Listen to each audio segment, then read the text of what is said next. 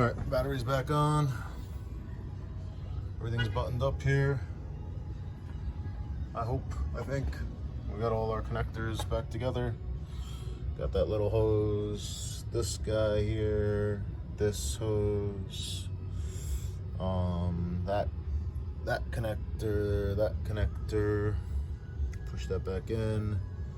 That connector's good. This connector's back on in here. That bolt is back and 2 vacuum hoses back there. This little thing just slides off up and on from there. Oh, you know what I didn't do? Wow, I was about to start the car. I didn't even put on the bolts yet.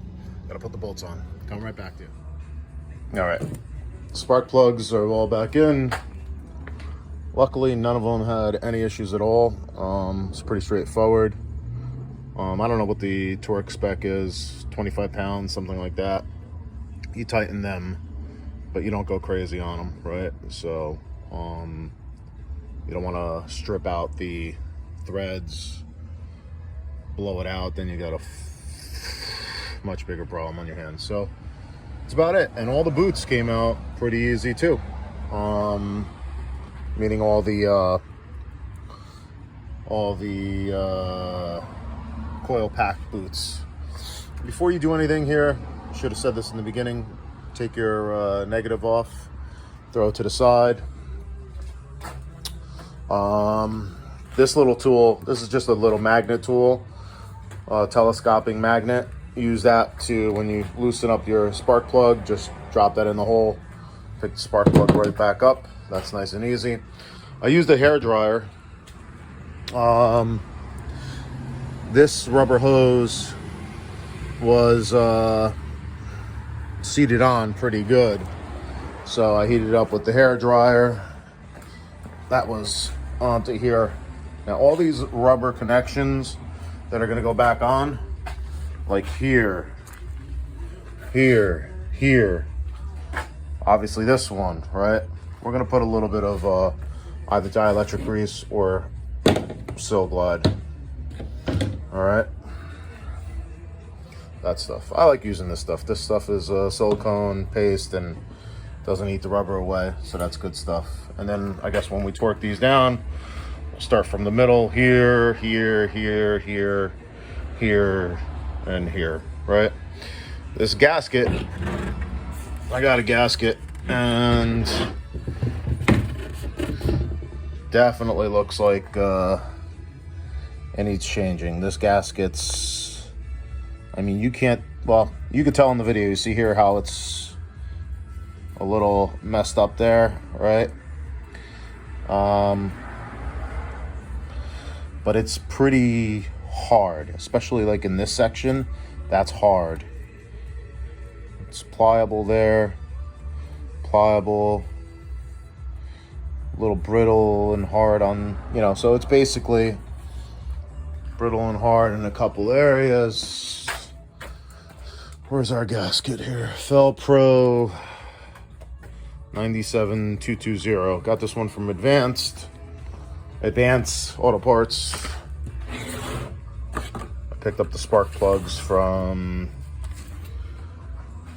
CarQuest, which is a partner of Advance Auto Parts. So we're gonna rip this gasket out here. I suppose it could only go one way, right? Because it's got these little tabs. So that's that. We're just gonna pick that out and put the new one back in. I don't believe that there's anything that goes in here yet. It's not being held in by anything. All right, it's just being forced in there.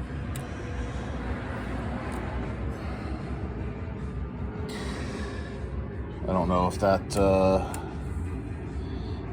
little moisture there is normal. Maybe somebody could comment on that. I don't know what the hell that is. I guess that's gas, right? Or who the fuck knows? Yeah, that's probably fuel, right? So this bad boy comes out. Definitely looks like it's seen better days.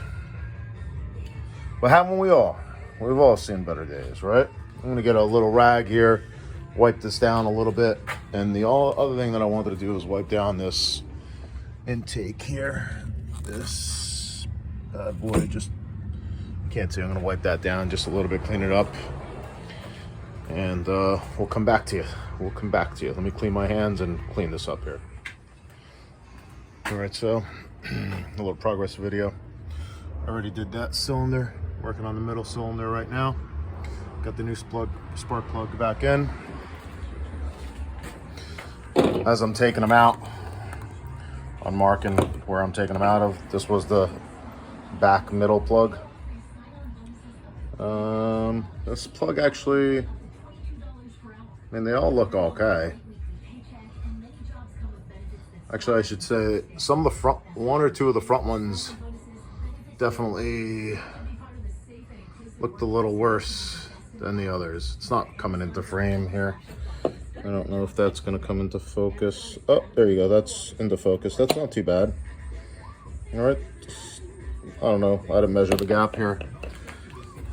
I guess I can measure the gap here in a second. But what I wanted to really show is just putting a little bit of this tune-up dielectric grease here. Quite honestly, man, I don't know if you need that dielectric grease. I mean, you need something, because I've had I had an old Maxima that I had the boot stuck on to the spark plug, and man, that was a disaster. I think this stuff here, the silicone Sil Glide, is probably very similar to this shit right here. I'm sure this is some type of silicone grease, you know. But anyhow, you just put a little bit on the inside of there. I'm using this screwdriver here. I don't know if I could do it and show it at the same time, but all I'm doing is I'm putting a little dab on there. Then I'm taking the screwdriver and kind of reaming it out there so there's nothing right in the middle, but the sides are slightly coated, right? And that slight coating is all you need, man. That's all you need. All right. Again, this process is actually relatively quick. If that last bolt in the back, this bolt right here, took the most to get out. So probably gonna finish this up. It's about 7:16. I started this at around 6 o'clock or so, something like that. So so not that bad. Probably change these spark plugs and button it up back in the morning. Come back to you with another one. All right, on the garage. I'll lower that radio a little bit.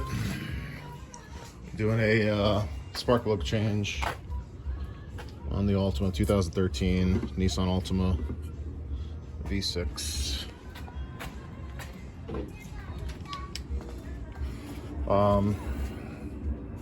Obviously changing these front spark plugs is really easy, man. I mean, you know, you got 1, 2, 3. I think this is cylinder, I don't know if this is cylinder 1 or 2, but I think it was 1, 2, 3, 4, 5, 6, or it's 1, you know, whatever, vice versa. But cylinders start this way. So these 3 guys, super easy to change, just like changing spark plugs on a straight 4, right? These bad boys, they're obviously a little bit more of a challenge. You got to take off the intake plenum to get this done. So here's your intake plenum, and this is a relatively easy job. The only thing that was a little bit of a hard time in getting this off, there's a couple vacuum hoses back here and here. This one wasn't that hard. Taking this one off was a little bit more difficult. And then there's a bolt here. You see this bracket? There's a little 10 millimeter. I don't know if it was this one or it was this one. This 10 millimeter right here was holding on this right here. I think this is some type of refrigerant or coolant line. It's probably, I think it's refrigerant. It's wrapped up there and it's, I don't know what the hell it is. But that bolt is in a really bad spot.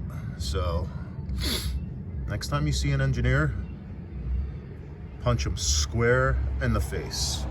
If you ever see this engineer that created this debacle here, I mean, seriously, you could have moved the bracket over a little bit to the left to get a little bit more clearance.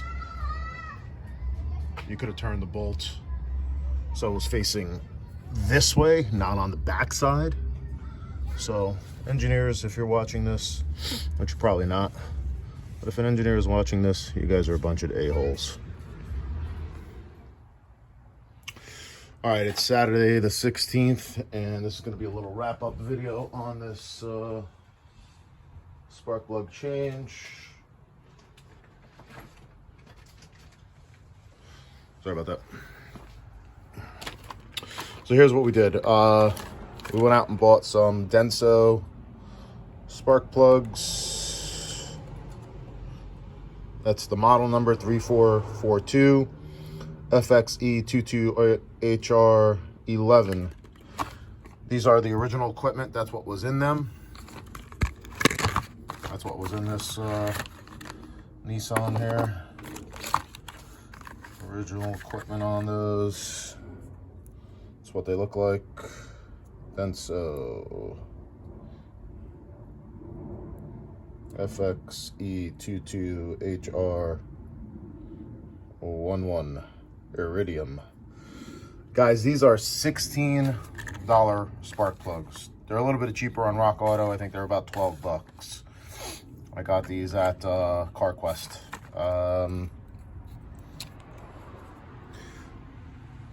This car has about 96,000 miles. You can see that the spark plugs are not terrible. They come pre-gapped. I didn't touch them on the new ones. I just put them in. I didn't really put anything on here on the thread on the new ones. These are they all come coated with some type of coating where it will not allegedly it won't adhere to the block. I think they say this little brown ring here, this little burn, is the electrode jumping. I'm not absolutely sure. I'm not a mechanic. I just play one for myself, right? So try to get this back in the box here. Just put this right here. All right, so there you go. That's a $16 spark plug. This is the gasket that you need, 97220 by Felpro. Got this at the Advance Auto because CarQuest didn't have it in stock. CarQuest and Advance Auto are around here, I guess, are the same thing. This gasket was about 16 bucks. I think it's like 7 bucks on Rock Auto. Okay, so this job in general is relatively easy, right? You got the cover off of here, the plastic vanity cover or whatever they call it. But these cylinders here are obviously very easy to get to, right? Again, car has 96,000 miles. I decided to change them now. I know that these spark plugs will last a little bit longer, but how much more longer are they going to last? They're going to last another 10, 15, 20,000 miles. And how much damage are you doing to your car by looking for them to last that much longer, right? I know the spark plugs aren't cheap, but neither is buying a new car. Bottom line is you take this bolt out, 10 millimeter, pop this connector out, twist your boot for the coil, pull it out, and all of them came out no problem. I had an older Maxima. I had one of these coils on the back cylinder, get stuck, and that is a big reason why you should change these spark plugs earlier than later. If this rubber boot gets stuck to the porcelain or the metal of your spark plug, you're gonna have a hell of a time trying to pull it out. And on the Maxima, my boot actually came out, it tore out, and a big chunk of it stayed in there. So that became a nightmare to try to get out. I had to make a, basically had to make my own tool to cut that piece out, and made it out of 1/2-inch copper. Basically made it into a 1/2-inch copper hole saw and grinded the shit out. But then I had to vacuum out pieces of rubber in my cylinder before I could even take the spark plug out, right? So again, these are all easy to take out. Taking off this plenum is pretty easy. You've got 1, 2, 3, 4, 5, 6 bolts that hold it on, okay? I took this piece right out, this whole thing, unclip here, unclip there, unclip that. This, I believe this is the fuel. This is part of the fuel rail, I think. I'm not 100% sure. Take this evap. I took this evap off here. Take this evap box or whatever the hell this thing is off here. Unconnect this. 4 bolts that hold on this this housing, right? And this housing comes off. You just let it sit there. There's a whole bunch of connections there. You just let it sit there. It's not going to be in your way. The biggest part of doing this job is that you're not going to be able to see this, or I'm not going to be able to show you. But back here, you see this line here? I think this might be a refrigerant line. It runs, and this here, this line right here, this line here has one 10mm bolt in the back that's holding it on to this plenum, okay? And then there's one vacuum hose and another vacuum hose here. The vacuum hoses are pretty easy to get off, but that bolt is relatively difficult to get out. That bolt though, okay, also is a 10mm with a Phillips center. If you have a tool like this, a ratcheting screwdriver thingamajiggy, this would be really helpful to get in there. You'll have much more clearance for your hand versus having a ratchet. Even if you have a 1/4-inch ratchet, this is going to give you a lot more clearance. Okay, so just a little tip there that'll make your life a little bit easier. If you have a tool like this or a stubby screwdriver, that might help you get that back bolt out that holds this. I'm pretty sure it's a refrigerant line, but I'm not 100% sure, okay? That holds this. If you don't take that out, you can't get this plenum off, okay? And then the plenum, these are basically 2 aligning bolts here. Boom, drop it out, you change the gasket, put it back together, make sure all your connections go back. And when I put my connections back here, especially on these rubber hoses, here, the ones, those vacuum hoses, I just put a little bit of silicone grease on those. Just put a little bit of silicone grease. I use this. I like using this stuff for the brakes.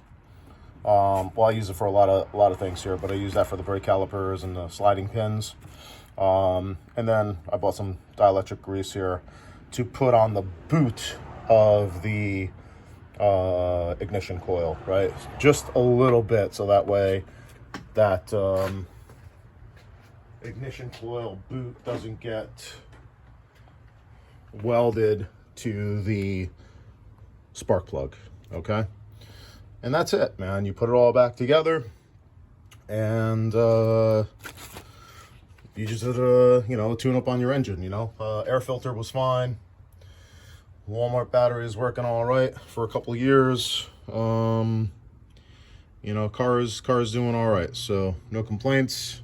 Again, this is not a hard job. If you think taking off this plenum is difficult, I mean, if you have a little bit of mechanical knowledge, it's a pretty straightforward job, man. You're just disconnecting connectors, you know, taking the plenum off. Plenum comes right off. The gasket pops off, pop the new one back in. There's only one way you could put it. And it's really easy access to get those back cylinders. I think this is 1, 2, 3, 4, 5, and 6 is the order. So I think that's the odd side. This is the even side. I might be wrong in that regard, but 1, 2, 3, 4, 5, 6 is the firing order. That's what we have, right? So that's about it, man. Pretty easy job. once you decide that you're going to go ahead and tackle it. So really not that big of a deal at all.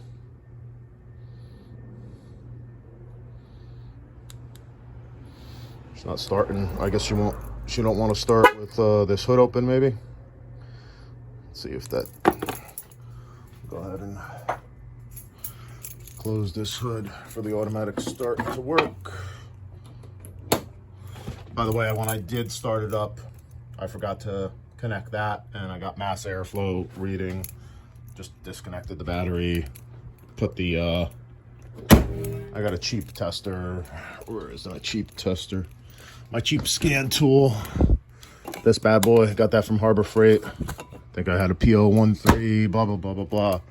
Mass airflow sensor reading. And cleared those codes and everything was cool. So now I'm gonna start because it's got the thing in the back still open. Why is it not gonna start?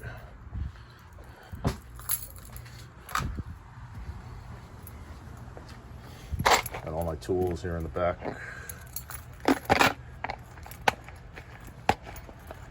That back in there.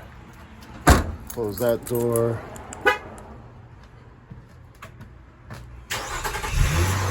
There we go. I guess it doesn't want to do the automatic start if the hood or the trunk are open. But that's it, man.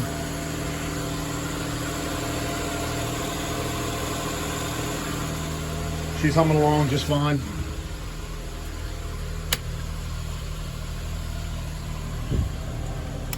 Sorry about the choppy video. She's humming along just fine. Who knows if I'm actually going to get better fuel mileage or not. I'm not really so concerned with getting a little bit better fuel mileage, although that would be nice. I've got no check engine light, right? And that's it. But really, my main concern, other than, you know, this is a car that I'm gonna look to keep for a little while. It's paid for, runs good. My main concern here with changing the spark plugs, even though they look good, is that I had more of a fear that the longer you wait, the more likelihood that the spark plugs get seized, or that boot gets like attached to your actual spark plug and gives you a little bit of a nightmare to get them out. So that's that. When you put your spark plugs in, don't over tighten them. Sometimes, you know, rather than putting your whole hand on the ratchet, you know, you tighten them with 3 fingers, you're getting less leverage. Maybe that helps you out. But I think it's around 25 pounds torque, something along those lines is what you're looking to do. So they got to be snug, but you can't go on them. You can't really tighten them down much more, because you're gonna probably strip out the aluminum, and then you've got a much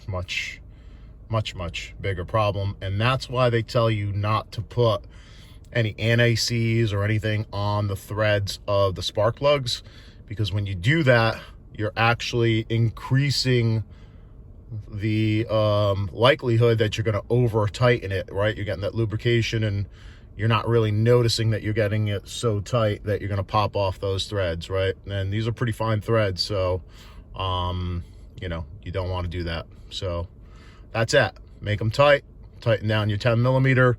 Everything here is 10 millimeter on these cars and 14 millimeter on the spark plug. I got a magnet to pull out the spark plug, slide the new spark plug in, and that's that. You're golden. So that's my wrap-up video. Hopefully you guys take that tip. The hardest part of this job is getting that one 10 millimeter Phillips bolt out of the back of the plenum. That's the hardest part of the job. So if you get that bolt out, you get your hands in there, you could do this job. See you on the next one.